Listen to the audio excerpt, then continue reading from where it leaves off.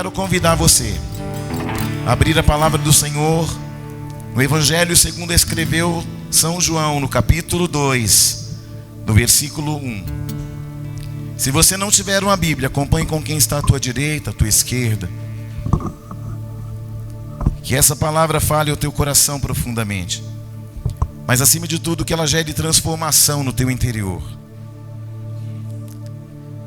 Evangelho de João, capítulo 2, versículo 1 em diante, diz assim: 3 dias depois, houve um casamento em Caná da Galileia.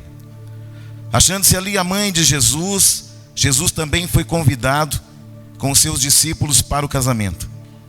Tendo acabado o vinho, a mãe de Jesus lhe disse: eles não têm mais vinho. Diga, eles não têm mais vinho. Mas Jesus disse: mulher, que tenho eu contigo? Ainda não é chegada a minha hora. E então ela falou aos serventes: fazei tudo o que ele vos disser. Estavam ali 6 talhas de pedra, que os judeus usavam para as purificações, e cada uma levava 2 ou 3 metretas. Jesus lhes disse: enchei de águas as talhas, e eles as encheram totalmente. E então lhes determinou: tirai agora e levai ao mestre-sala, e eles o fizeram. Tendo o mestre-sala provado a água transformada em vinho, não sabendo de onde viera, se bem que os serventes o sabiam, que haviam tirado a água, e chamou o noivo, e lhe disse: todos costumam pôr primeiro o bom vinho, e quando já beberam fartamente, servem o inferior. Tu, porém, guardaste o bom vinho até agora.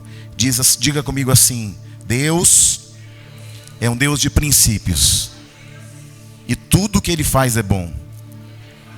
E a palavra de Deus diz que melhor é o fim das coisas. Pai, eu consagro essa palavra, que nós possamos ser edificados. Senhor, tira toda distração, toda dispersão. Meu Deus, tudo aquilo que impede esse culto. Senhor, eu amarro todos os domínios espirituais, todas as potestades do ar. Senhor, todos os príncipes, Senhor, da malignidade que trabalham sobre as esferas terrestres. Deus, no nome de Jesus, eu libero uma palavra agora e proíbo, Senhor, todo espírito que não te glorifica, Senhor, de estar neste ambiente. Que esse ambiente seja propício para que o Senhor faça grandes coisas, e que essa palavra liberada do altar, ela vai e produza resultados que permaneçam até a eternidade, Senhor, e que o Senhor seja exaltado e glorificado por tudo aquilo que já aconteceu, por tudo que está acontecendo e por tudo que ainda vai acontecer neste recinto, em nome de Jesus, amém. Assentai-vos, meus irmãos. Quem está nos visitando pela primeira, pela segunda vez, levante sua mão. Quero abençoar você. Seja bem-vinda nessa casa, sejam bem-vindos nesta casa. Que o Senhor fale poderosamente ao coração de vocês. Não permitam que nada distraia você, que não permita que um barulho de criança, o som do ar-condicionado, que as movimentações. Aliás, queridos, quando nós geramos movimentações dentro da igreja, nós perdemos grandes oportunidades. Às vezes o que Deus está falando é exatamente a chave que nós precisamos para abrir acessos que por muito tempo estão fechados. E aí, por não estar atento espiritualmente, você se distrai e perde aquilo que você não deveria perder. Queridos, entenda, você não está num cinema, você está num lugar de adoração. Você está num lugar onde você adora o Senhor em espírito e em verdade. Aleluia. Porque muitas vezes a gente vem aqui para assistir o culto. Não, querido, você veio para cultuar a Ele, adorar o nome dEle, exaltar o nome dEle. É por isso que nós estamos aqui. Glória a Deus. Queridos, a palavra de Deus, ela traz muito sentido para aquele que quer andar de acordo com a direção de Deus. Não é fácil, porque a direção de Deus, ela muitas vezes contrapõe a nossa vontade. Só que ela é perfeita. A vontade de Deus, ela é boa, ela é perfeita e ela é agradável. A palavra de Deus, ela é um confronto à nossa alma. Ela é um confronto às nossas necessidades, às nossas situações humanas. A Bíblia é um lugar de encontros. E todas as vezes que Deus se encontra com alguém, Ele ou muda o nome dessa pessoa, ou muda o nome do território. Deus é muito extraordinário. Quando Ele encontra com Jacó no Val de Jaboque, Ele transforma aquele ambiente, Ele transforma também o nome de Jacó. Que você possa ser transformado pela palavra de Deus. Você está num território de transformação por dentro, aleluia. Que você possa ser um ambiente propício para Deus fazer grandes coisas, glória a Deus. Queridos, aquilo que é tempo para você, para Deus, é um lugar onde Ele gera recursos, é um lugar onde Ele gera possibilidades, e aquilo que não existe começa a existir. Quando Deus fala, Ele cria um caminho e Ele gera possibilidades. A palavra de Deus é importante porque a palavra falada, no momento certo, ela tem o poder de criar uma jurisdição. Aleluia. Quando eu olho para a palavra de Deus, eu vejo Jesus falando assim: eu vou para o Pai, quando eu for o Pai, eu vou preparar moradas para vocês. Só que antes disso, antes de nós sermos deslocados para a glória, Ele transforma você por dentro primeiro. Aleluia. Porque não tem como Jesus levar você para uma nova jurisdição espiritual se Ele não fazer de você uma jurisdição propícia para que Ele possa fazer de você uma morada. Glória a Deus. Então você precisa saber que Deus é um Deus de ciclos. Deus é um Deus que cria oportunidades. Sabia que a adversidade é uma oportunidade para Deus fazer grandes coisas? Sabia que as situações que não se podem ser resolvidas humanamente são oportunidades para Deus fazer um grande milagre? Às vezes nós queremos o Deus do milagre, mas quando chegam as impossibilidades nós reclamamos. Queridos, as impossibilidades são territórios propícios para Deus fazer milagres extraordinários. Amém? O texto de João 2, eu vou fazer uma explanação desse texto, embora muitos de nós já conhecemos esse texto, mas esse texto ele requer uma aplicação para hoje, para amanhã e para uma vida inteira. Então, quando nós olhamos aqui, parece que Jesus só foi numa festa, que Ele foi convidado, mas é nesta festa em Caná da Galileia que Jesus vai operacionalizar o seu primeiro milagre. É aqui em Caná da Galileia que Jesus vai fazer o seu primeiro milagre. E aí a palavra de Deus fala assim, logo no começo, no versículo 1, 3 dias depois. Depois do quê? Depois que Ele foi batizado. Então Jesus é batizado nas águas. O Pai fala assim: esse é o meu filho amado a quem me comprazo, eu me alegro nele. Depois Ele passa por todas as provações, Ele passa pelo deserto. Chegam os discípulos, Natanael, Filipe, Pedro, André. E aí, naquela festa, não estava só Jesus. Naquela festa estava Maria e estavam também os discípulos. Então Jesus, Ele ali operou sua primeira movimentação sobrenatural. Aleluia. A primeira movimentação sobrenatural. Ali, queridos, algo que estava só lá em cima começa a ser gerado aqui embaixo. Aonde? Numa festa de casamento. Aqui, e até aqui Jesus, Ele era o carpinteiro, ou o filho do carpinteiro. Até aqui Jesus era o filho de Maria. Até aqui Ele era um salvador no corpo de um carpinteiro. Até aqui. Aleluia. Até ali o Salvador não havia se manifestado. Até ali a glória de Deus não tinha se manifestado ainda. Então Ele inicia os seus sinais miraculosos. E ali Ele vai começar a manifestar a glória de Deus que estava dentro dele. Jesus, Ele entra no casamento como carpinteiro, como homem, mas Ele sai de lá como Messias. Isso é muito poderoso. Você precisa entender isso, porque às vezes a gente lê tão rápido que a gente não entende que entrou pelas portas o filho do carpinteiro, ou o carpinteiro, e sai de lá o Messias, aquele que iria fazer coisas extraordinárias, miraculosas, poderosas. Queridos, entra ali o carpinteiro, mas sai dali o Salvador dos homens.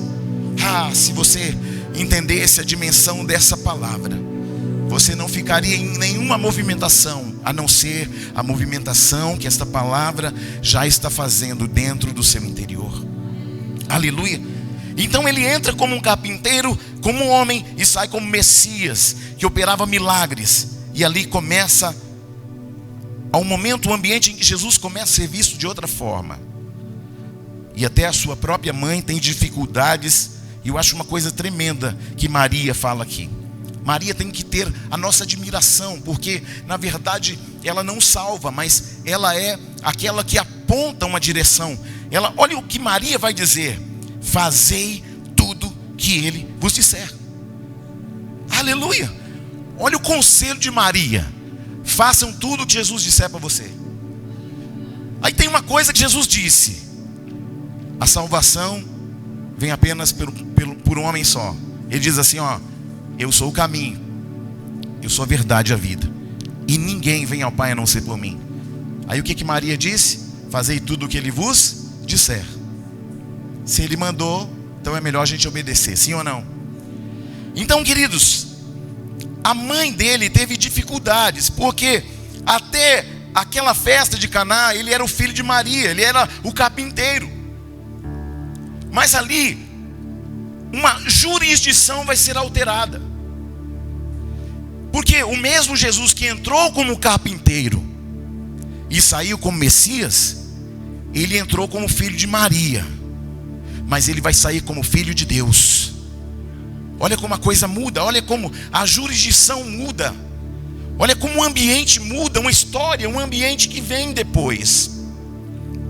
E aí a mãe dele chega para ele e diz assim: filho, nós temos um problema aqui nessa festa. A núpcias não chegou, porque entenda isso: um casamento judaico, ele dura 7 dias. E durante todos estes 7 dias tem que ser regado de vinho e muita comida, porque senão significa que o casamento já começou mal, já começou faltando alguma coisa. Só que a núpcias não tinha nem chegado, e o vinho já tinha acá. Isso seria uma vergonha, sim ou não?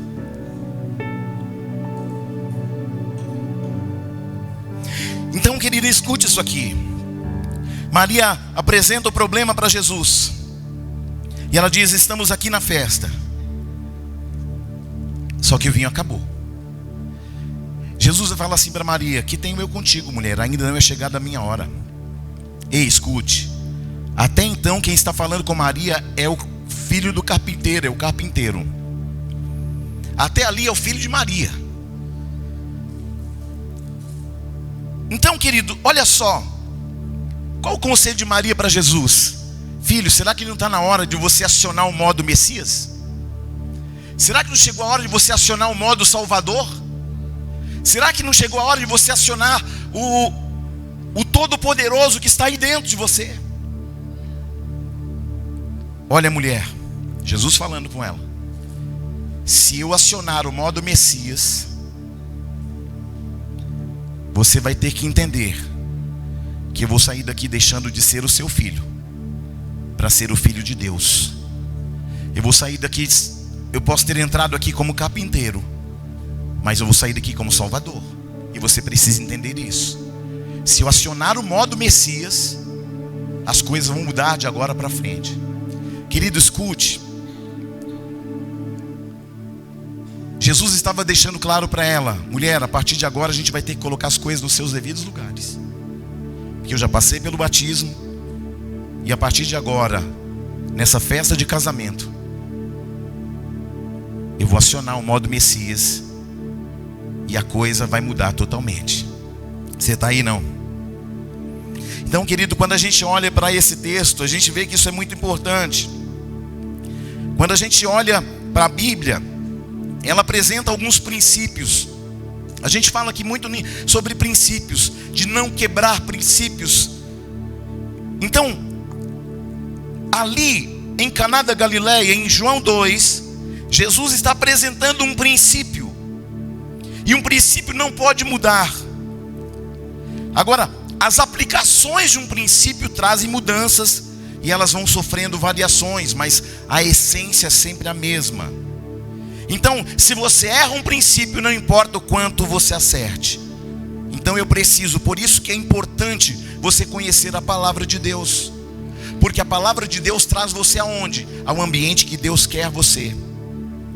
Não é um ambiente que você deseja, é um ambiente que você precisa estar. Aleluia. Então, querido, Deus trabalha em princípios e o princípio não muda. E por que Deus trabalha com princípios? E aí eu preciso que você entenda uma matéria da teologia que chama a lei das primeiras menções. Todas as vezes que a Bíblia faz uma primeira menção, ela estabelece um princípio. Toda primeira menção, Deus estabelece um princípio. Toda primeira menção, toda vez que Deus menciona aquilo pela primeira vez, isso se torna um princípio. É Deus dizendo, eu quero que seja desse jeito. Você está entendendo, sim ou não? Então essa é a lei da primeira menção. E para mim, isso faz muito sentido e significado, porque já era uma coisa que eu já cultivava dentro do meu chamado. Então quando você quer conhecer a verdade de Deus, você precisa conhecer como isso principia. Como que isso começa? Porque Deus, Ele é pleno. E Ele faz apontamentos precisos. Ele traz verdades divinas. E tudo aquilo que é colocado pela primeira vez na Bíblia se torna um princípio que não pode ser quebrado nunca mais. Quando você fala de coisas como, por exemplo, de dízimo, de batismo, não é algo que vem de Moisés, o legislador. E eu quero mencionar para você uma passagem de Gênesis 14, que é uma das minhas preferidas. Porque ali vai acontecer 4 menções. E como eu disse, quando se lança uma menção pela primeira vez, vira um princípio. Quem está aí? Então, em Gênesis 14, é um acontecimento onde um homem chamado Abraão, ou Abrão, ele vem de uma guerra contra 4 reis. Ele vai libertar Ló, seu sobrinho, e pela primeira vez, ele, conforme no versículo 13 do Gênesis 14, fala assim: porém veio um que escapara e contou a Abrão, o hebreu. Então é a primeira vez que a palavra hebreu aparece na Bíblia. Então a partir daqui, o povo de Deus, por causa desta primeira menção, vai ser chamado povo de Deus. Nós também aprendemos que ele foi chamado hebreu depois que ele passou pelas águas. Então veja bem, primeira menção, Deus está falando do quê? Do batismo. Quando passando pelas águas do rio Eufrates, alguém olha para ele e alguém diz: lá vem um hebreu. Por isso que o batismo nas águas é importante. Porque nós ficamos pensando, quando fala de batismo, a gente lembra logo de quem? De João Batista, batizando o povo, batizou o próprio Senhor Jesus. Mas a primeira menção em Gênesis 14, a palavra diz que do hebreu avar, do verbo avar, ou ultrapassar, ir além, passado além do Jordão, Abraão ultrapassou o rio Eufrates, vindo da Mesopotâmia. Então o que acontece? Ele passa pelas águas, batismo nas águas. Ele é reconhecido como hebreu de Deus. Então todo aquele que se batiza na água, ele é chamado de hebreu de Deus. Por quê? Porque ele passa pelas águas, ele recebe uma nova identidade espiritual. O que é o batismo? Submersão. É a morte consciente de um velho homem, para o surgimento de um novo homem, de uma nova natureza. É sepultar o homem adâmico e ressuscitar o homem em Cristo Jesus, com uma nova natureza, com uma nova mentalidade. Por isto a importância do batismo nas águas. Por quê? Porque quando você passa pelas águas, o mundo espiritual olha para você e faz a mesma menção que fizeram em Gênesis 14 sobre Abrão: lá vem um hebreu de Deus. Então a partir do momento em que eu desço as águas do batismo, alguém olha para você, alguém olha para mim e fala: olha, ele nunca nem foi em Israel, mas lá vem um hebreu de Deus, por causa da primeira menção. Aleluia! Por isso, Eu quero te incentivar, a você que ainda não desceu as águas do batismo. Ah, mas apóstolo Júnior, eu já me batizei na religião A, B ou C. Eu também. Agora eu te pergunto, se o batismo tem que ser uma consciência, onde eu estou sepultando o velho homem, para o surgimento de um novo homem com a mentalidade de Cristo, eu preciso me batizar conscientemente. Muitas religiões, e não falando mal delas, mas falando de um princípio.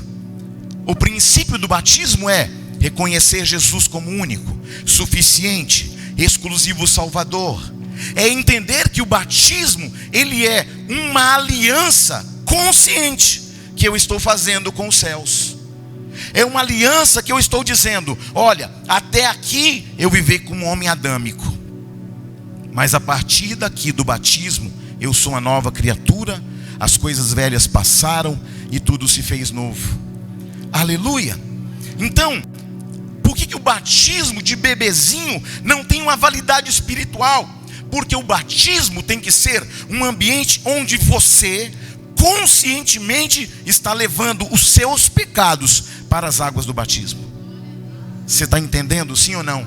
Então, quando eu sou submergido nas águas, morre o velho homem e ressurge uma nova figura. Morre aquele que está conectado a Adão e ressurge aquele que está conectado em Cristo Jesus. E aí a coisa muda totalmente. Então, a primeira menção, batismo, quando Abraão passou nas águas do rio Eufrates, vindo da Mesopotâmia, e é chamado de hebreu de Deus. É a primeira vez também que se fala de dízimos. Por quê? Porque se você ler aqui a partir do versículo 18, você vai ver, falando de um homem chamado Melquisedeque, rei de Salém. Aqui ele vai falar do quê? Do pão e do vinho. Então é a primeira menção do quê? Da Santa Ceia. Então vejam bem, nós estamos olhando o ambiente espiritual. E olha depois o que aconteceu no versículo 20. Então nós temos aqui, um homem passando pelas águas do batismo, um homem se tornando hebreu de Deus, um homem recebendo a Santa Ceia do Senhor, porque pão e vinho é Santa Ceia. Das mãos de quem? De Melquisedeque, rei de Salém, que é o próprio Jesus. Então Abrão, ele passa pelas águas do batismo. E aí olha só, Melquisedeque, rei de Salém, trouxe pão e vinho, era sacerdote do Deus Altíssimo. Abençoou ele a Abrão e disse: bendito seja Abrão pelo Deus Altíssimo, que possui os céus e a terra, e bendito seja o Deus Altíssimo, que entregou os teus adversários nas tuas mãos. E aí a palavra diz aqui na parte B: e de tudo deu Abraão o dízimo. Ou seja, uma menção do dízimo. E todas as vezes que há uma menção, vira um princípio. Você está entendendo, sim ou não? Então nós temos 4 menções: a menção do batismo, a menção do hebreu de Deus, a menção da Santa Ceia, e a menção do que mais? Dos dízimos. 4 menções que viraram princípios. Porque muita gente fala assim: não, mas eu não sou dizimista porque está no Antigo Testamento. Não, querido, isso é um princípio. Glória a Deus. Eu não vou me batizar porque eu já me batizei na outra. Só que você lembra de como você se batizou? De como você estava? De qual era a sua condição espiritual? Você escolheu aquela igreja para se batizar? Não, me levaram. Então você não escolheu, alguém te levou, então não vale. Porque tem que ser por consciência, não é porque alguém fez. Então o batismo, ceia, dízimo, ser um hebreu de Deus, já estava em Deus antes de estar disponível para os homens. Então olha só, José, todos nós sabemos que ele vem antes da lei.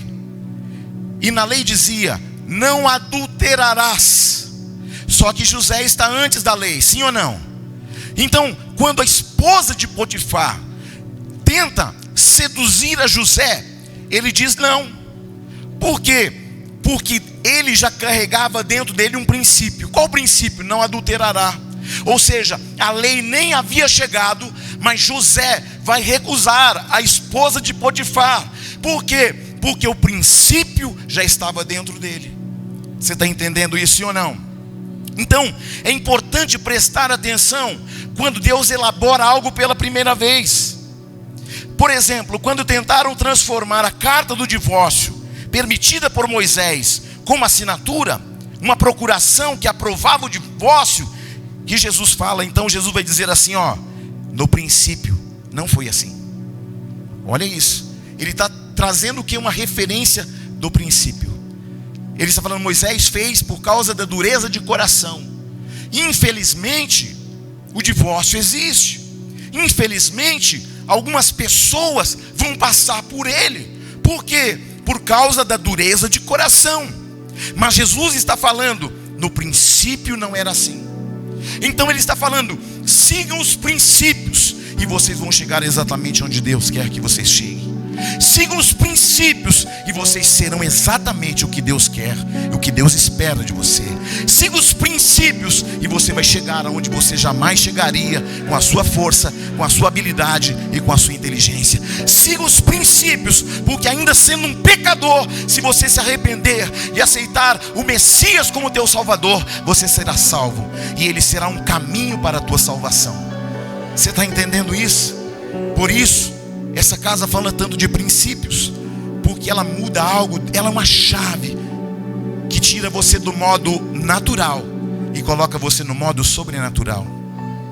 Ele tira você do modo criatura e coloca você no modo filho.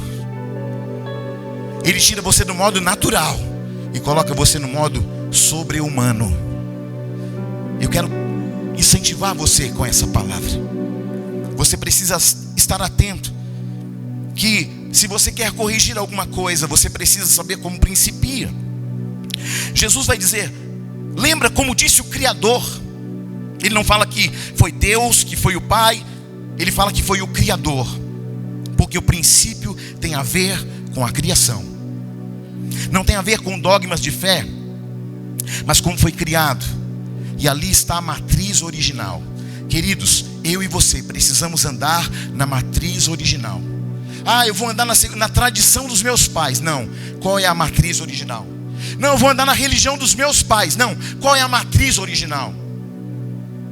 Sim ou não? Nós precisamos entender isso. Não tem a ver com dogma, tem a ver com a matriz original. Então não tem a ver com dogma, mas como o Criador fez no princípio. Então é isso que vale, meus irmãos. Quando você vê Deus entrando com o seu povo em Canaã, qual foi a primeira conquista? A primeira conquista foi Jericó. Não, Jericó foi destruída, derribada. A primeira conquista foi o quê? Raabe e a sua família. Você está entendendo isso, sim ou não? Então Deus se importa muito mais com pessoas do que com coisas. Quando Deus olha para uma cidade, Ele não fica maravilhado com a Torre Eiffel. Ele não fica maravilhado com a torre A ou B. Ele não fica maravilhado com a imagem de Buda, com Cristo Redentor. Quando Deus olha para uma cidade, Ele olha para encontrar os seus. Porque mais importante do que uma cidade é quem habita sobre ela. Glória a Deus. Então, queridos, quando nós olhamos para a palavra de Deus, você precisa entender que os princípios não podem ser negociados. Sabe o pecado é assim, ele fica fazendo você negociar. Não, sabe como é que é? Deus se entende, a carne é fraca, mas o espírito está pronto. Esse negócio de a carne é fraca, irmãos, é uma desculpa de alguém que não tem uma vida com Deus. É claro, todos pecaram, mas nós temos uma força em Deus para suportar o insuportável, para vencer o pecado, a iniquidade, as transgressões. Queridos, o maior valente não é aquele que vence um gigante, é aquele que vence a si mesmo. É aquele que diz não e fala, eu não vou porque eu não quero. Um dia um homem aqui da igreja me procurou. Ele estava começando na igreja. Ele falou, não, mas lá no meu trabalho todo mundo olha para as mulheres, todo mundo faz isso, bebe e enche a cara. E eles falam comigo assim, eu posso e você não pode. Eu posso, olha, eu estou olhando para aquela ali, eu posso olhar, mas você não pode, porque você agora é crente. Ele disse para mim, apóstolo, o que eu faço? O que eu falo? Fala aquilo que Paulo disse. E o que Paulo disse? Tudo é lícito, mas nem tudo me convém. E eu não me deixarei dominar por nenhuma delas. Aí você diz para eles: eu posso, só que eu não quero. Aleluia! Eu posso fazer o que eu quiser, mas eu só vou fazer aquilo que está dentro dos princípios da palavra de Deus. Eu posso tudo, mas o que eu quero mesmo é a presença. Eu posso fazer o que eu quiser, mas o que eu quero de fato é o que o meu espírito quer: adorar o Pai em espírito e em verdade. É desejar ardentemente as coisas do alto e não as coisas daqui de baixo. É isso que eu quero. Aleluia. Então vem o casamento. Então vem o primeiro milagre. E por que num casamento? Porque Deus é um Deus que trabalha na aliança. Deus é um Deus de aliança. Fale isso mais uma vez. Deus é um Deus de... Deus é um Deus... Quando você se batiza, você faz uma aliança com Deus. Quando você segue princípios, você faz uma aliança com Deus. Porque Deus é um Deus de aliança. Deus trabalha com princípios. Então quando Jesus escolhe fazer o primeiro milagre, seu primeiro sinal miraculoso, e aí nós temos que analisar isso com a lupa e estudar, porque tem muita informação do Criador aqui em João capítulo 2. A primeira coisa, ele vem principiar o seu milagre no casamento. Por quê? Por causa de Deus é um Deus de Gênesis começa com um casamento, com Adão e Eva. O ministério de Jesus começa com um casamento em Caná da Galileia. Apocalipse termina como? Com um casamento da igreja com Jesus. Olha como o Senhor, ele está conectado com a aliança. Porque Deus trabalha a partir de uma aliança. Porque amor para Deus não é o quanto eu beijo, abraço e elogio, mas o quanto eu honro a aliança. Porque se eu honrar a aliança, eu vou fazer tudo isso e muito mais. Mas a honra, ela precisa ser estabelecida. E eu honro quando? Quando eu tenho uma aliança. Quando que eu honro a Deus? Quando eu sei que eu tenho uma aliança com Ele. Quando que eu honro a minha esposa? Quando eu sei que eu tenho uma aliança com ela. Quando eu honro a igreja? Quando eu sei que eu tenho uma aliança com a igreja. Quando que você me honra? Quando você tem uma aliança comigo. Porque Deus é um Deus de aliança. E por que Jesus vem fazer seu primeiro milagre num casamento onde o vinho acaba antes da núpcias? Você já parou para pensar isso? Por que é que Jesus foi fazer o primeiro milagre numa festa de casamento em que o vinho acaba antes do casamento terminar, antes das núpcias, antes do ápice do casamento, antes do deitar do noivo e da noiva, antes de entrarem pelas recâmaras? Em João 2, Jesus chega e transforma água em vinho. E esse vinho é um contraponto às questões às questões naturais. Por quê? Porque para todo mundo natural, o que valia era servir o melhor vinho primeiro, e depois todo mundo já estava chapado, servia o outro, que era um vinho inferior. Então o que é esse vinho que acaba? Nós vamos aprender aqui. Esse vinho que acaba fala da velha aliança, do Antigo Testamento. Esse vinho que acaba fala da aliança feita em Moisés, onde o vinho acaba, onde a glória desvanece. Mas ele chegou no casamento dizendo: na minha aliança o vinho não acaba. Na minha aliança a alegria não tem fim. Ele está apresentando uma aliança a partir dele, onde a aliança nunca se quebra, onde a aliança nunca envelhece, onde a aliança nunca acaba. Ele está dizendo: olha, o vinho terminou, porque ele fala de uma lei que passou, que desvaneceu, mas eu estou trazendo vinho novo, e o vinho novo é melhor. Eu estou trazendo vocês para a sombra de uma nova realidade. Eu estou trazendo vocês para um novo tempo. Eu estou trazendo vocês para uma aliança que nunca terminará, que nunca acabará, porque ela está sendo gerada em alianças minha, do Pai para com a igreja. E é por isso que ele vai em um casamento onde o vinho acaba antes das núpcias, porque ele está dizendo acerca da velha aliança e de uma aliança que está obsoleta. Por que você acha que Jesus ele vai encontrar a samaritana no poço.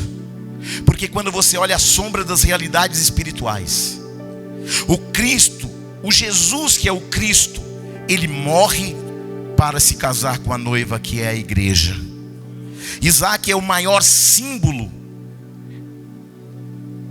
do Jesus que morre. E na morte do Cristo nasce o casamento com a igreja.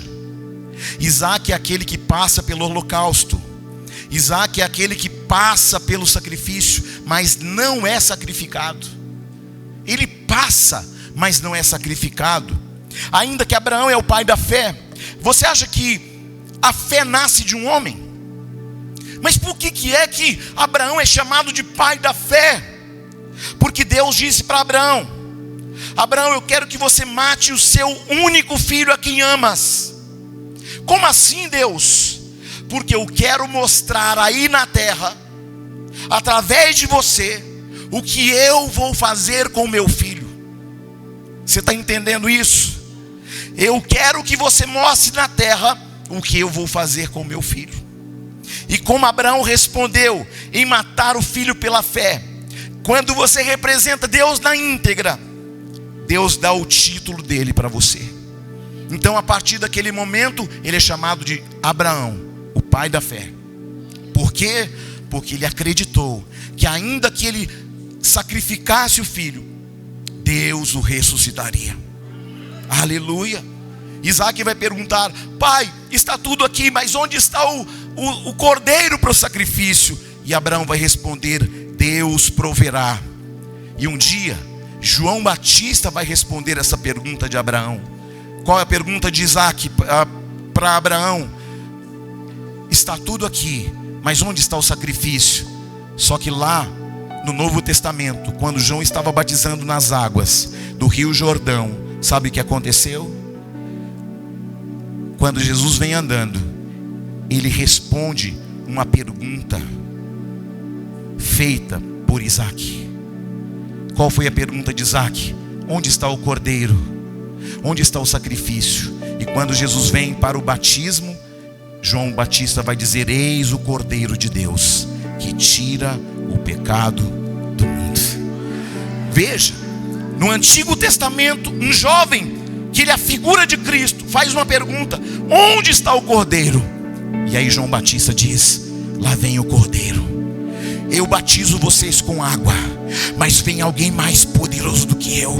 Eu não sou digno nem de desatar as correias de suas sandálias. Eu batizo vocês com água, mas ele é tão poderoso que ele vai batizar vocês com Espírito Santo e com fogo. Uou! Aleluia! Isaac é a maior tipologia do Cristo, que passa pelo holocausto, que passa pelo sacrifício. Isaac é um símbolo. E como que a esposa de Isaac foi alcançada?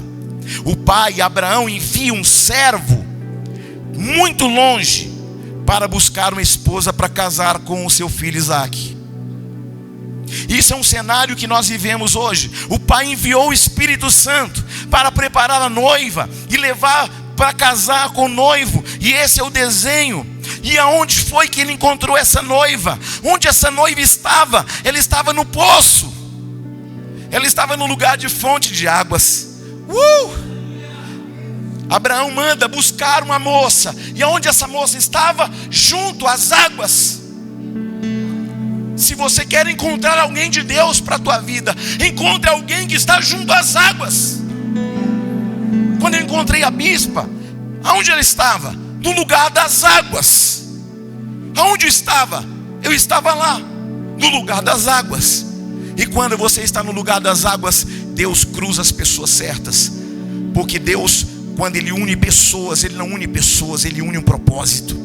Por isso um casamento tem que ser algo tão precioso e você tem que guardá-lo. Porque o casamento, o marido, ele é o símbolo de Cristo. Ele tem que ser honrado. Mas ao mesmo tempo, como ele é o símbolo de Cristo, ele tem que amar a esposa e dar a própria vida por ela. Em contrapartida, a mulher tem que estar aonde? Submissa. Como? Está na mesma missão. Quando eu conheci a bispa Lídia, ela era do ministério de louvor. E depois o ministério o meu chamado foi crescendo dentro da igreja, foi crescendo. E aí Deus fez uma conexão entre eu e ela.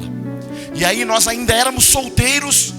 E o nosso bispo, que era nosso pastor, confiava tanto na gente, que ele falou assim: eu vou mandar vocês solteiros mesmos para vocês abrirem uma igreja.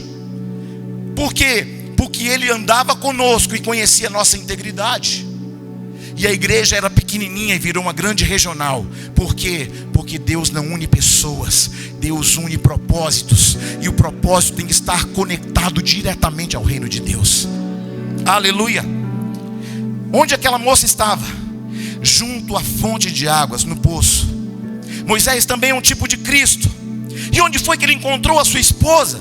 Num poço de água. Você vê como Deus é tremendo? E agora ele encontra Jesus, ele encontra a samaritana. E aonde a samaritana estava? Num poço. Só que a samaritana, ela é o que? Uma figura de mim, de você. A gente estava desprezado, a gente tinha se relacionado com tantas coisas desse mundo, com tantas religiões desse mundo. E aí, o que Jesus, ele é tão incrível, porque ele trabalha na sombra das realidades espirituais. E a mulher samaritana, ela é a simbologia de cada um de nós. E Jesus pergunta para ela: cadê o seu marido? E ela fala: eu não tenho. E Jesus responde: você falou a verdade, porque você já teve 5 e o 6º que você está não é seu. O 6º representa a lei, a aliança obsoleta. Fala de homens, fala da lei. Mas aí Jesus olha para aquela mulher e obviamente, indiretamente ele vai dizer: mas agora o 7º chegou. Você pode ficar tranquila que a sua vida vai mudar hoje. Você está entendendo, sim ou não? Jesus foi operar o seu primeiro sinal miraculoso no casamento, porque ele estava mostrando acerca de como é a operação, a aliança que ele veio fazer com o seu povo, comigo e com você. A Bíblia diz que ele operou o seu primeiro milagre, e esse era apenas um sinal. Diga comigo: era só um sinal. Diga: o primeiro milagre de Jesus era só um sinal. Queridos, escute: o milagre é um sinal. O milagre não é o fim, o milagre não é o propósito, o milagre é só um sinal. O que Jesus disse: e esses sinais seguirão aos que creem, em meu nome vão expulsar demônios, curar enfermos. Uau, o avivamento? Não, só o sinal. Você está aí, não? Toda cidade tem uma placa de hospital, sim ou não?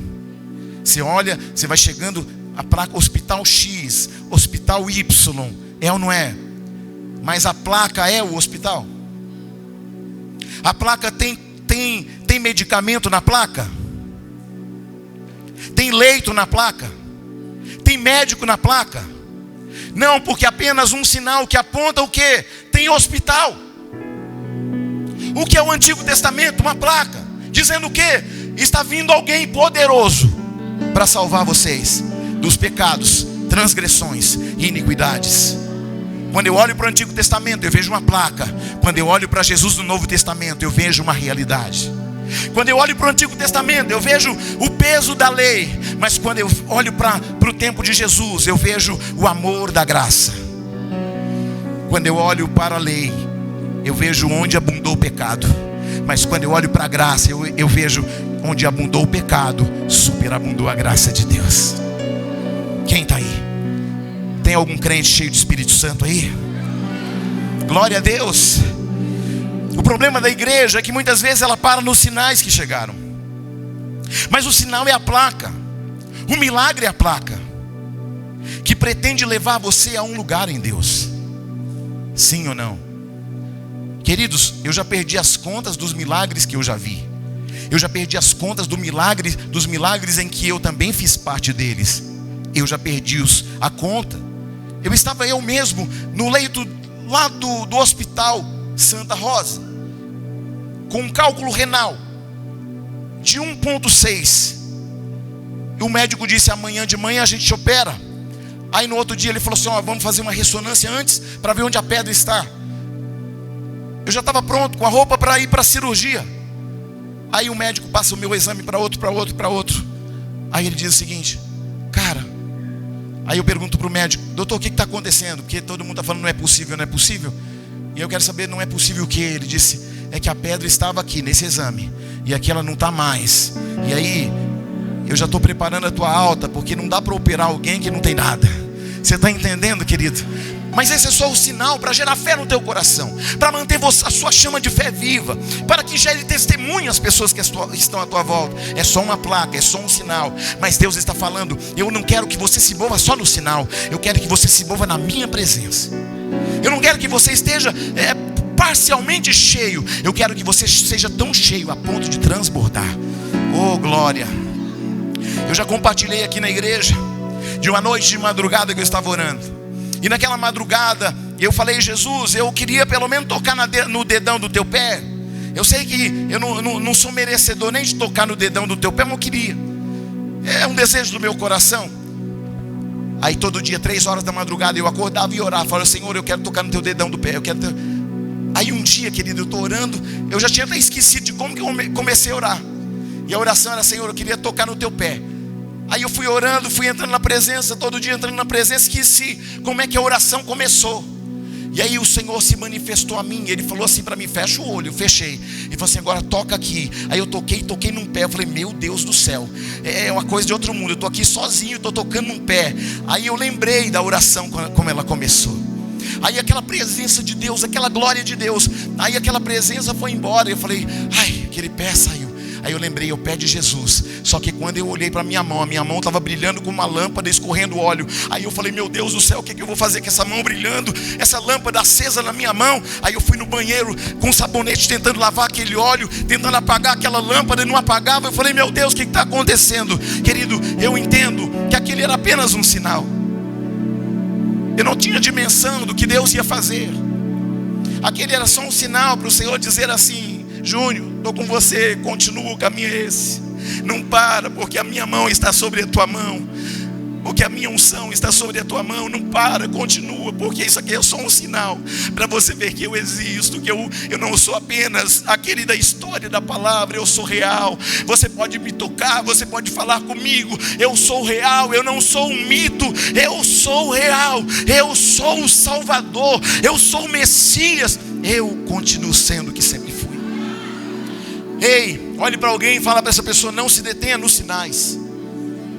Deixa Deus operacionalizar a glória dele dentro de você.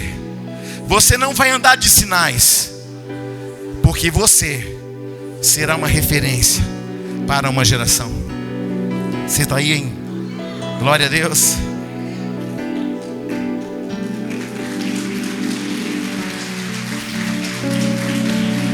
Oh, aleluia! Não pare nos sinais, pelo amor de Deus. Oh, aleluia!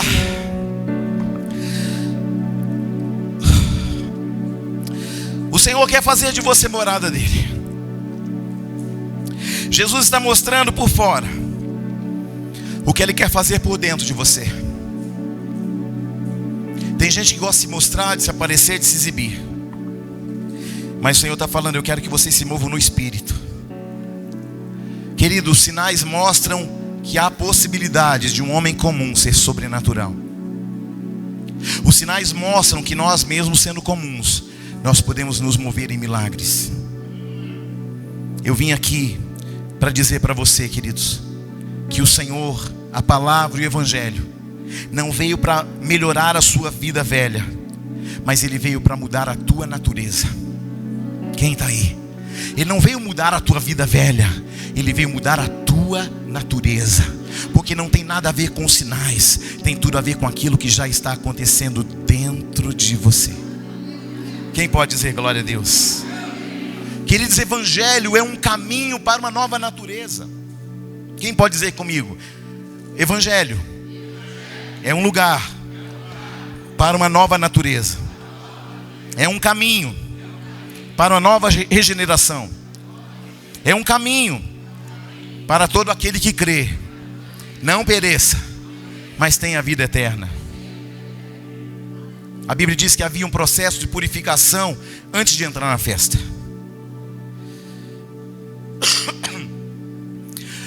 Mas essa purificação era apenas um símbolo. Era um símbolo e tinha de fato poder para purificar, mas não tinha poder para transformar. Os sinais podem até purificar, mas eles não podem transformar você por dentro. Tinha poder para limpar, mas não tinha poder para perdoar.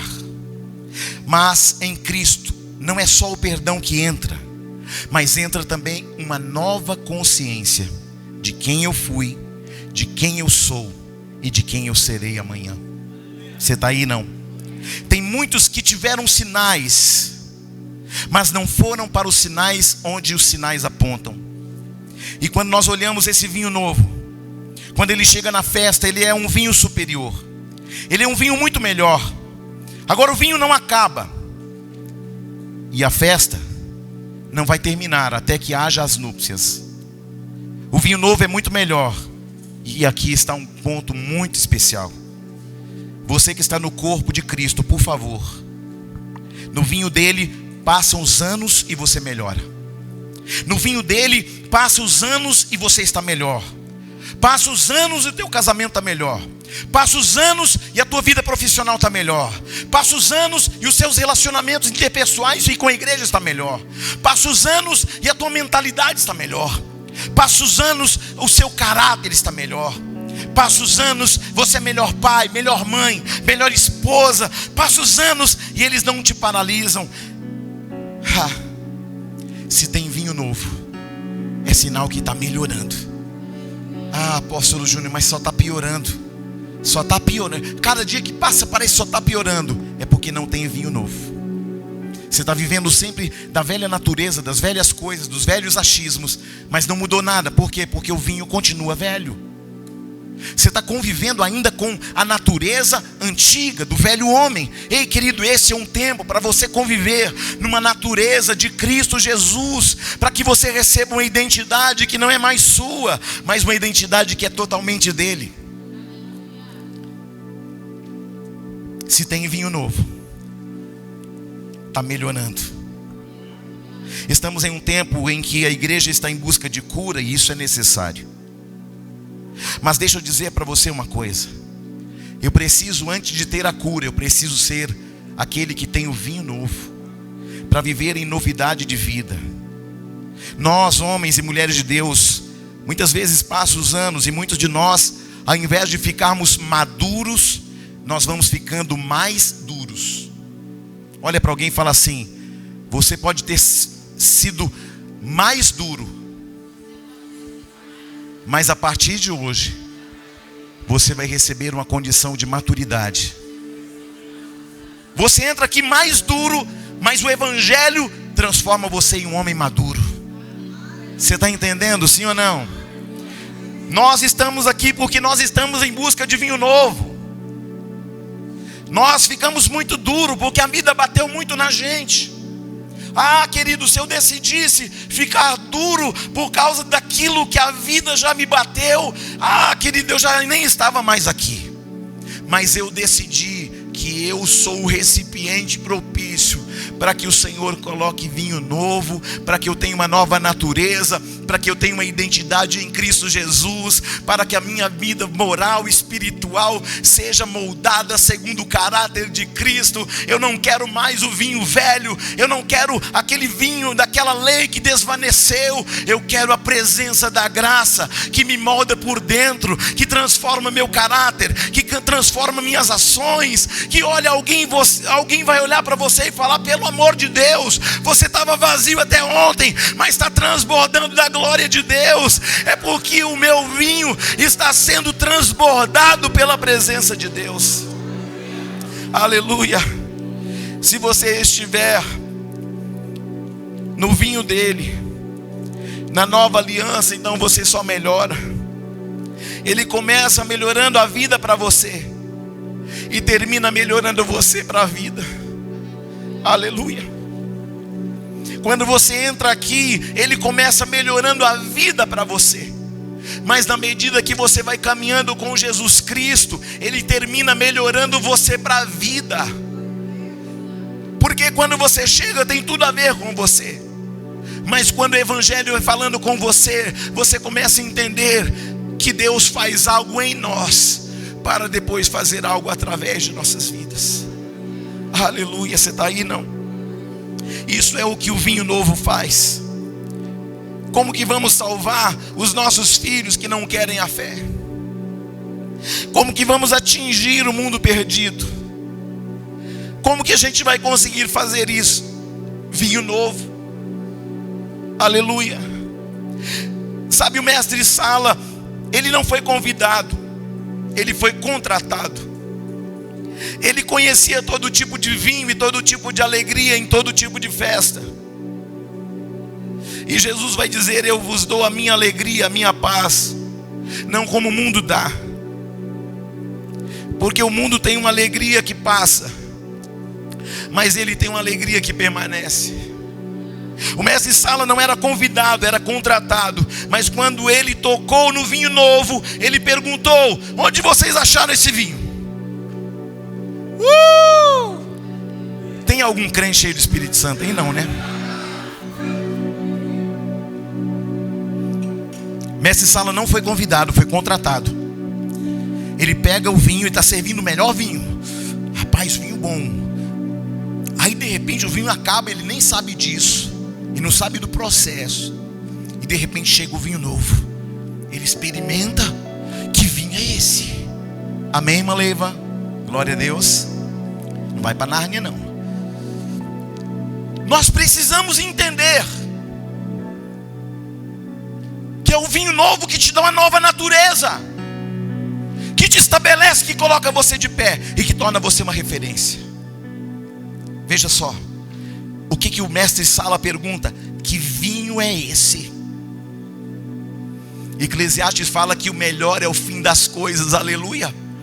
Alguém pode ter olhado você vazio, você com velho vinho, mas alguém vai falar para você quando você voltar para casa: o que aconteceu? Que você saiu daqui parecendo um limão e você está cheio de vinho novo.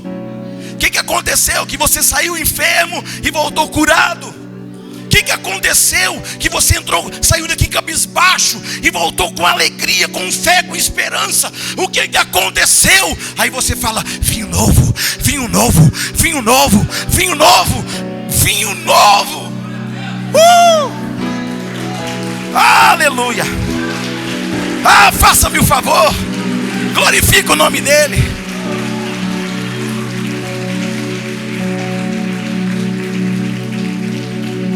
Fala para alguém: no vinho novo você só melhora. Tem mais unção, tem mais alegria, tem mais presença de Deus. Fala assim: eu profetizo vinho novo na tua vida agora, agora, agora, agora. Tem crente cheio do Espírito Santo aí? Fala alguma coisa, crente. Alguém vai olhar para você e vai dizer: não é possível. Passaram 10 anos, passaram 15 anos de fé, e você está mais enrijecido. Apóstolo, eu pensei que ia falar que eu estou mais cheio.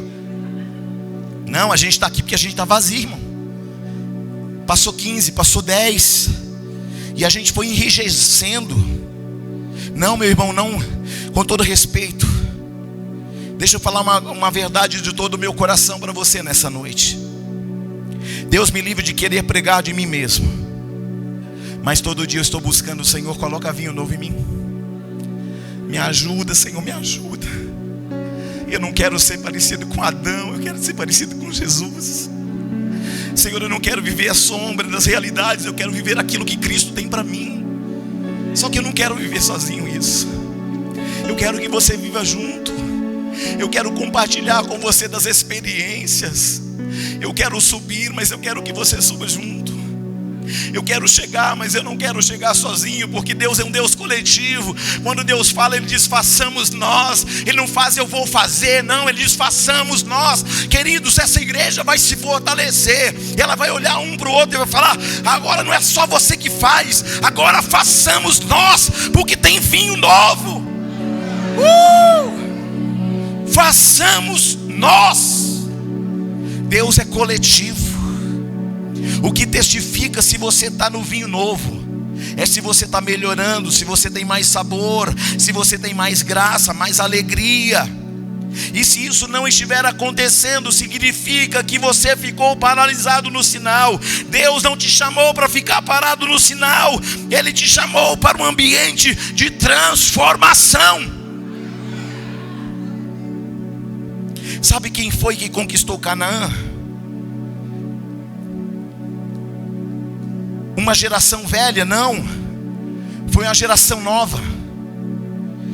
Quando chegou lá Caleb, quando viu Josué desenhando o mapa para entregar para cada tribo, Caleb olhou e pensou: Josué, você está achando que eu vou me aposentar? Cadê a minha terra? Desenhe o meu mapa, eu quero também. Não, Caleb, tem tanta gente chegando, você já está velho já, irmão. Tem gente nova chegando. Não, Josué, pode botar o meu pedaço de chão aí. Você não está entendendo, Josué. Para essa juventude entrar, elas têm força para entrar, mas somos nós que conhecemos o mapa. Fomos nós que pisamos os pés aqui antes deles. Ah, querido, você não sabe como eu respeito homens que mantêm a fé de anos, ó. Tá com a cabeça branca, mas está com fé. Tá com a cabeça branca, tá até andando, até não tá andando, tá andando igual Jacó já, mas a fé continua ainda mais fortalecida. Ah, o tempo passou, os anos passaram, mas só melhora, só melhora, só melhora. Aleluia. Há 40 anos eu e você entramos aqui, Josué. Eu conheço cada palmo dessa terra, desse deserto. Pega isso para você. Quem conquista a terra de Canaã é uma geração nova, com as mãos dadas com uma geração que não envelhece. Quem conquista Canaã é uma geração nova que não abriu mão de andar com a geração que não envelhece. Você está entendendo, sim ou não? Caleb é o fruto de uma geração que não envelhece, porque tem vinho novo. Sabe de uma coisa? O que ele fez foi limpar a taça, mas eu vejo que tem vinho novo chegando. Sim, tem vinho novo chegando para a tua vida agora. Entenda uma coisa: é vinho novo que mantém a continuidade com qualidade. Estamos num tempo em que as pessoas chegam na igreja. Estou falando para os mais novos chegando. Apóstolo cheio de Espírito Santo. Rapaz, vim no encontro, orei em línguas, cheguei endemoniado, saí cheio de Espírito Santo. Mistério de Deus. Aí ele chega a falar com um crente velho, com vinho velho. Aí ele chega todo impactado, cheio da glória de Deus. Irmão, que experiência, que palavra. Aí ele: irmão, é assim mesmo, eu também já tive esse amor. Isso aí é primeiro amor, mas acaba. Está repreendido, Satanás. Pode acabar na tua vida, mas na minha tem vinho novo. Tem vinho novo. O seu desvaneceu, mas eu estou cheio de vinho novo. Vinho novo, vinho novo, vinho novo.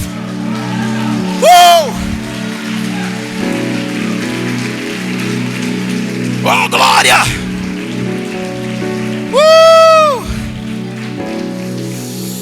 Deixa eu te falar, meu irmão. O que mantém um filho pródigo dentro de casa é quando o filho mais velho ainda tem vinho novo. Porque quando aquele filho pródigo, ele tensionou ir embora, se o filho mais velho tivesse vinho novo, ele não teria saído. Sabe por que tem muita gente que sai da igreja? Novos convertidos que saem da igreja, porque olha para os mais velhos, que tinham que estar com cheio de fé, de esperança, de vigor, de graça. Estão com a cara desanimada. Parece que tomou, antes de vir para a igreja, um jarro cheio de limão. Pelo amor de Deus, eu profetizo vinho novo na tua vida. Aleluia. Aleluia. Oh, glória. Jovem para entrar em Canaã não falta. Agora encontrou uns Caleb que não envelhece. Isso não tem em qualquer lugar. Mas eu profetizo que aqui tem muitos bons Calebs. E você não vai andar de vinho velho não, porque o vinho velho desvanece. Mas você é vinho novo, e tem vinho novo, e transborda vinho novo. A gente só vai conquistar porque a gente está de mão dada com os Calebs que não envelhecem. Diácono Jalmir, presbítero Zé Maria, diaconisa Ondina. Oh, meu Deus. Deus vai colocar uma porção poderosa nos Calebes dessa casa. Alguém vai olhar para você e fazer: irmão, como é que eu faço para ficar assim, cheio do Espírito Santo igual você? Irmão, como é que eu faço para chegar nessa dimensão de glória aí? Como é que eu faço? Né? Olhar para você e: ai, meu irmão, é assim mesmo, essa igreja é assim mesmo, é igual. Seu vinho envelheceu. Mas tem vinho novo para Caleb velho também nessa noite. Aleluia.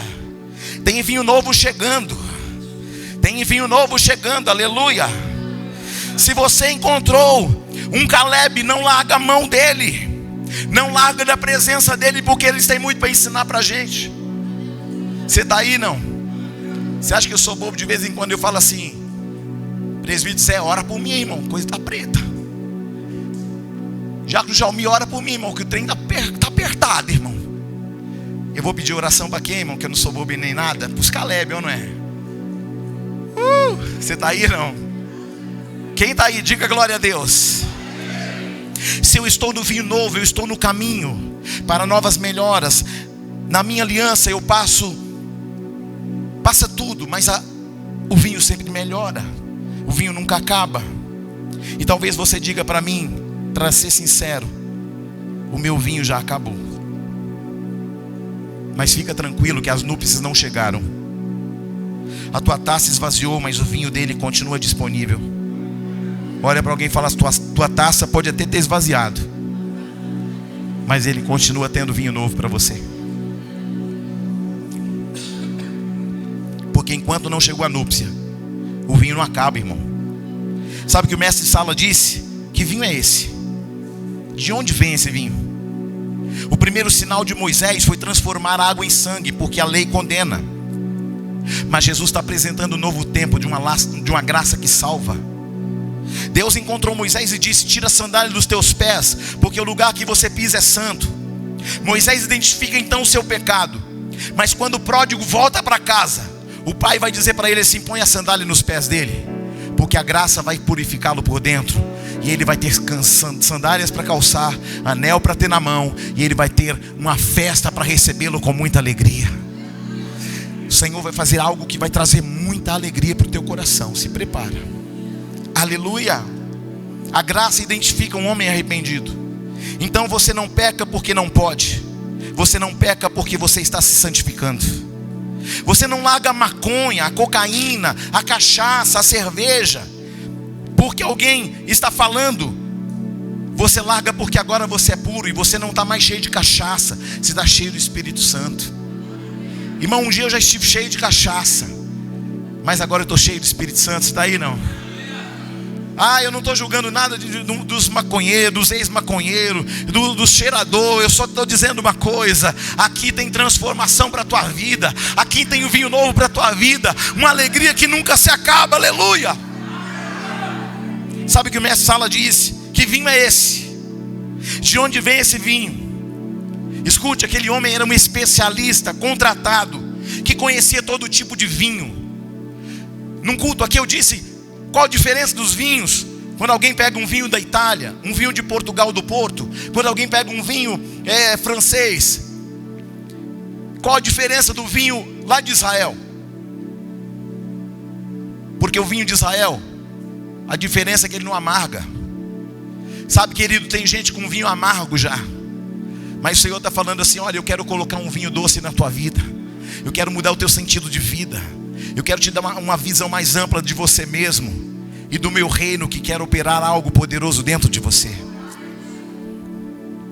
Aquele mestre de sala vai dizer: eu não sei de onde vem esse vinho, mas quando ele experimenta, ele sabe que aquele vinho é superior.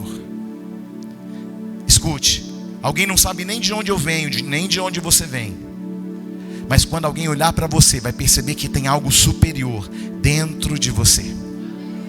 Quem está aí? Queridos, pode vir alguma coisa boa lá de Teófilo Otoni? Pode não, irmão. Não pode vir nada bom lá de Teófilo Otoni, lá de onde eu nasci. Não, não tem como nascer alguma coisa boa de Teófilo Otoni, não, irmão. Não, apóstolo, mas lá é a cidade das pedras preciosas.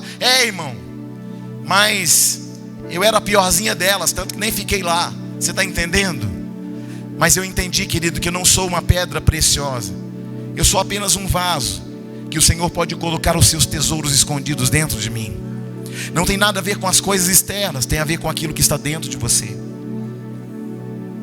Mas ele experimenta e sabe que aquele vinho é superior. Ele não sabe de onde vem, mas sabe que aquele vinho é melhor. Alguém não sabe de onde você vem, mas sabe que o que você carrega é muito melhor do que o que você carregou anos atrás. Alguém não sabe da tua história, alguém não sabe das tuas guerras, alguém não sabe das tuas lutas, mas quando olhar para você depois desse culto, vai perceber que o que você carrega é muito diferente de tudo que você já carregou até aqui. Aleluia. Quem vem de fora e bebe vinho novo não sabe de onde vem, mas quem vivenciou o processo sabe. E eu já estou caminhando para o término. Haviam, antes de entrar na festa, 6 talhas, que era onde eles colocavam as águas para a purificação, porque não se podia entrar em um lugar sem purificar antes.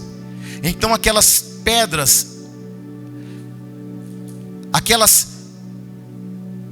cheias de água, aquelas talhas de pedra, porque não tinham baldes, eram pedras talhadas e trabalhadas. Quem está comigo?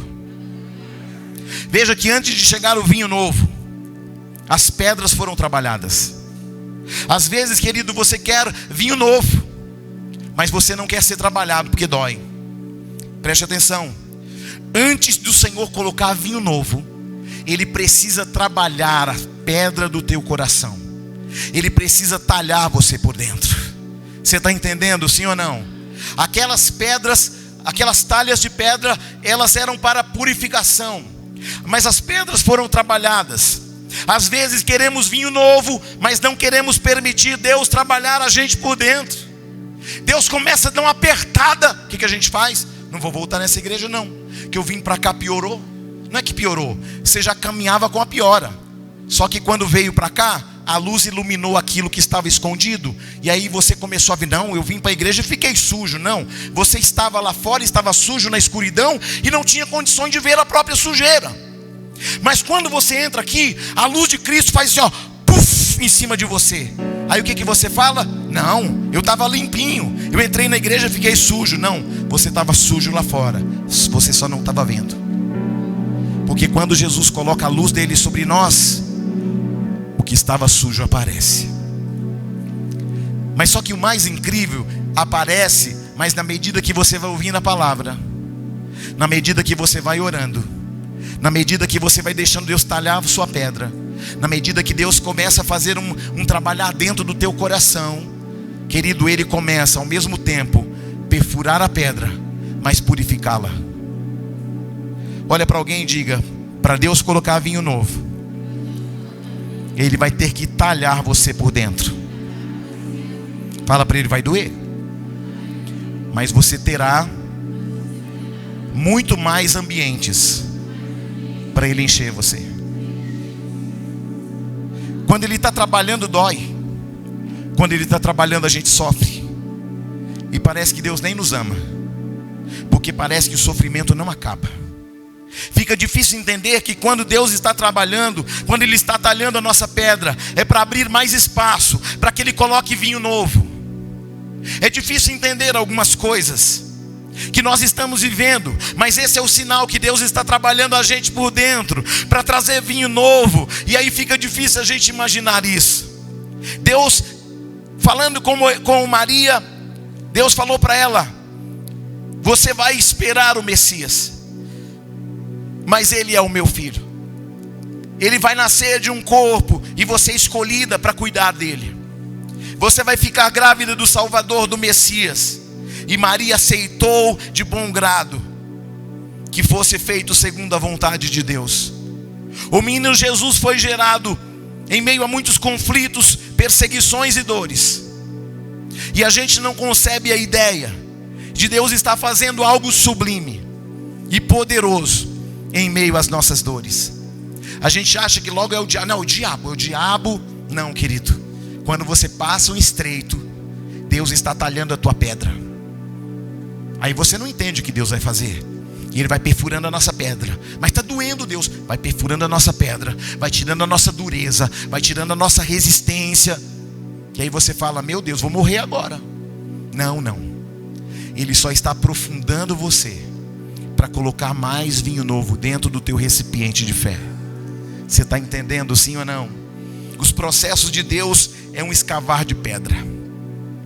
Você precisa olhar para um cara como Daniel, que serviu na Babilônia e tornou-se uma referência. Você precisa entender que um crente de verdade, ele já passou muito perrengue na igreja, lá fora, aqui dentro, muitas provas, mas só que Deus continua tratando, trabalhando. Deus ama você e ama seu irmão, mesmo que você esteja indignado com ele. Sabe por que muita gente detesta pastor? Que pastor, ele costuma escavar você por dentro. Não, mas está doendo. Não, mas eu não queria ouvir essa verdade. Essa verdade dói, mas ela sara. Dói, mas ela abre um caminho para Deus encher você. Você que escolheu servir a Deus, então se alegre por isso. Virão dias difíceis, sim, mas lembre que Deus está cavando você. Ah, mas eu não quero. Então você vai ficar no raso mesmo, e não tem como Deus encher você. O vinho novo traz reconhecimento do alto e depois de baixo. Não deixe as ofensas, a opressão, os medos, as calúnias, as mentiras fazerem você perder o vinho novo. Um serviço sem transformação é um desperdício, e a gente tem que entender isso. Tem vinho novo nesse lugar para você beber, mas se a sua pedra não estiver bem escavada, Deus vai ter muito espaço. Se você deixar Ele escavar você, Ele vai ter muito mais espaço para encher você. Escute, Jesus começou como pregador, mas Ele termina como um modelo a ser seguido. Você pode ter entrado aqui como um homem qualquer, uma mulher qualquer, carregando uma história ruim, de fracassos, de derrotas. Mas Jesus, quando ele decide escavar um homem, uma mulher, Ele decide também transformá-lo e abrir espaço para enchê-lo. Jesus começou como pregador e terminou como modelo a ser seguido. Você sempre começa em algum lugar, mas precisa terminar como uma referência. Eu não sei onde você começou, mas eu sei de uma coisa: você precisa terminar como uma referência. Eu não sei como o teu casamento começou, mas ele precisa terminar como uma referência. Eu não sei como o teu ministério começou, mas ele precisa terminar como uma referência. Eu não sei como a tua vida profissional começou, mas ela precisa terminar como uma referência. Eu não sei como a tua vida de adoração começou, mas ela precisa terminar com uma condição de referência. Eu não sei como você começou pregando, mas o seu molde de pregar precisa ser uma referência. Eu me lembro que a primeira vez que eu fui convidado a pregar, eu saí chorando da sala porque não aconteceu nada, porque eu não consegui pregar nada. Só de lembrar desse dia meu coração dói, porque eu preparei uma palavra, eu tentei pregar e eu não consegui. Eu voltei para casa em prantos. Eu disse: Senhor, eu tentei e não deu certo. Senhor, eu não consigo pregar, é difícil demais. Senhor, eu não consigo entrar na dimensão que o Senhor espera. Então o Senhor me deixa aqui mesmo. Eu não conheço a tua palavra e não tenho entendimento dela. Eu voltei, querido, para casa, e o Senhor me disse naquela mesma noite: se você quiser, eu mesmo vou ensinar você a minha palavra. Eu me lembro que todo dia o Senhor, eu chegava do trabalho, o Senhor falava assim: vamos conhecer um pouco mais da minha palavra. E eu ia para o quarto e eu comecei a ler as Escrituras. Era tão dinâmico a maneira que o Senhor começou a me ensinar as Escrituras. Queridos, preste bem atenção. O que eu vou falar para você, humanamente falando, é impossível. Mas em 40 dias eu li de Gênesis a Apocalipse, em apenas 40 dias. Naturalmente isto é impossível, com riquezas de detalhes que eu tenho anotados até hoje. Por quê? Porque eu voltei daquela reunião envergonhado, dizendo: Senhor, eu não tenho condições, eu não entendo nada. Eu recebi depois uma oportunidade. Eu fui para o Guarujá, e eu tenho uma irmã lá no Guarujá, e ela era de uma igreja, e ela falou: Júnior, eu queria muito que você desse o teu testemunho, e que você de repente trouxesse uma palavra. E aí eu pensei: meu Deus, vou passar vergonha de novo, que já passei vergonha na primeira, vou passar vergonha na igreja inteira. Falei: meu Deus, agora enrolou. E eu falei: então tá, eu vou, mas fui com aquele medo. A primeira palavra que eu ministrei foi sobre José e seus sonhos. Irmãos, até hoje eu não me esqueço de como Deus se moveu naquele ambiente. E aí o Senhor falou para mim assim: sabe o que é isso? Depender menos de você e depender mais de mim. Querido, pasme, até hoje quando eu subo no altar, eu subo tremendo e falando: Deus, usa a minha vida como o Senhor quiser. Porque eu não tenho nada, mas eu sei que o Senhor tem tudo. Eu não tenho direção alguma, mas Senhor, eu sei que o Senhor tem. Eu não tenho o caminho, mas o Senhor é o caminho. Eu não tenho como falar, mas o Senhor tem toda a palavra. Então, querido, em nome de Jesus, eu profetizo que você vai sair daqui com vinho novo e vai transbordar para a direita, para a esquerda, para frente e para trás. Alguém vai olhar para você e vai perceber que você vai se tornar uma referência.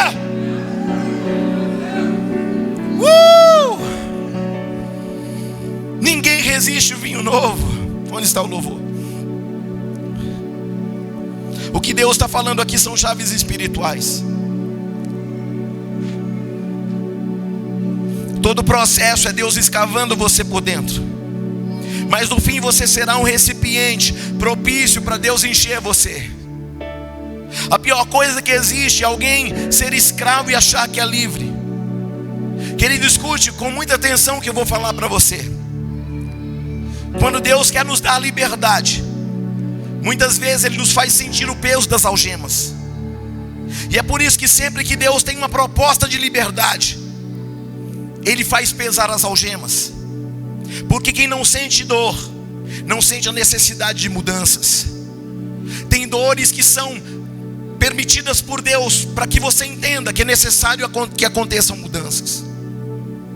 Quando Deus tinha uma proposta de liberdade para o Egito, Ele acionou a ira de Faraó, e Faraó apertou o povo ainda mais. E porque Deus permitiu que as algemas pesassem mais, Deus permitiu para que eles entendessem que eles tinham estado acostumados com as algemas. Às vezes você andou num ambiente de escravidão por tanto tempo, e você se acostumou com a escravidão. A escravidão do vício, a escravidão da pornografia, a escravidão do pecado.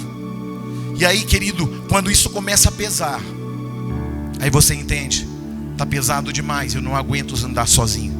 E aí o Senhor vem e quebra toda a condição. Quando as algemas pesam, você entende que há um Deus poderoso para libertar. A gente começa bem, mas com o passar do tempo a gente se esquece de onde Deus nos tirou. E daí Deus deixa as situações pesarem para a gente voltar para Ele de novo. Lembra do pródigo? Quando a coisa pesou, ele lembrou do quê? Eu tenho uma casa para voltar. Eu tenho paternidade. Eu tenho alguém que me protege. Eu tenho alguém que tem tudo que eu preciso. E a pior coisa que existe é quando uma escravidão vira um hábito, quando um pecado se torna normal demais. Mas eu profetizo que o teu pecado vai começar a pesar nos teus lombos, para que você tenha sede de Deus, para que você volte para Ele em nome de Jesus. É por isso que a gente vira e mexe, passa por uma prova, para Deus te fazer lembrar que o pecado é uma escravidão. Olhe para alguém e diga: Deus vai escavar você. Queridos, preste atenção. Maria passou lutas desde quando começou a gerar o menino Jesus, sim ou não? E às vezes Deus gera dificuldades para você lembrar do valor das coisas que você está gerando. Quando a coisa começou a apertar para Maria, ela entendeu: tem muito valor aquilo que estou gerando. que você possa entender isso nessa noite. Não dá para continuar com vinho velho, com a velha realidade, com a velha natureza. Deus te fala nessa noite: quem tem o vinho novo não é porque é melhor que alguém, mas é porque não desistiu. Quem tem vinho novo não é porque é melhor que outro, mas é porque não desistiu. Eu vou falar de novo até que você entenda. Quem tem vinho novo não é porque é melhor que ninguém, mas é porque não desistiu. Não é porque não é melhor que ninguém, mas é porque não desiste. A luta vem, a guerra vem, mas você não desiste. Deus vai escavando a pedra, está doendo, está moendo, mas eu não desisto. Está difícil, mas eu não desisto. Não estou com coragem de ir para a igreja, mas eu vou mesmo assim. Estou pensando em abrir mão do meu ministério, mas não abro. Estou pensando que não dá mais para continuar, mas eu vou continuar porque a minha alegria está no Senhor, porque a minha força está no Senhor. Deus está falando nessa noite. É noite de você romper com as cadeias. Deus está talhando homens, mulheres e jovens, para que você seja estabelecido no novo nível. O Senhor nos trouxe aqui nessa noite para colocar vinho novo, mas Ele vai nos escavar por dentro. O Senhor te trouxe aqui porque tem vinho novo para ser derramado. O fogo arderá continuamente, não se apagará. Não se deixe, não se deixe permanecer onde esse século quer você, porque o vinho novo te melhora. Tem muita gente com suas talhas vazias, engessadas, paralisadas, mas o Senhor te leva a ter uma experiência que vai manter você cheio hoje, amanhã, depois de amanhã. Esta casa está longe de ser uma casa propícia, mas é uma casa que está preparando você para experimentar o vinho novo. Essa palavra é um starter para você ter experiências incríveis, porque o vinho novo vai chegar e vai transformar você poderosamente, e você vai ser uma referência. Alguém vai olhar para você e vai falar: é de família que não vale nada, mas esse aqui é diferente. E de repente alguém vai olhar que você é diferente, vai começar a perceber que a tua família também vai ser diferente. Porque, querido, quem tem vinho novo contamina quem está por perto. Sabe uma coisa? Deus quer te dar a alegria de servi-lo sem peso, sem jugo, sem religiosidade. Mas para isso a gente precisa das coisas do alto, e para isso Ele vai nos escavar por dentro, querido. O mestre Sala não foi convidado, ele foi contratado, mas ele percebeu: esse vinho é diferente. Vocês poderiam ter colocado primeiro o vinho melhor e depois o pior. Ei, querido, o que o mestre Sala não sabia é que o modo Messias tinha sido acionado naquele dia. O que aquele mestre Sala não sabia é que o mestre Salvador do mundo tinha sido acionado naquela festa de Caná. O que aquele homem não sabia é que com Jesus pode começar mal, mas vai terminar bem. O que você não sabe é que a tua história tem um monte de coisa ruim, mas o Senhor está falando: se você decidir andar na minha presença, vai terminar melhor do que começou. Tem vinho novo. Tem vinho novo. Adore ao Senhor em espírito e em verdade. Ele quer encher você completamente.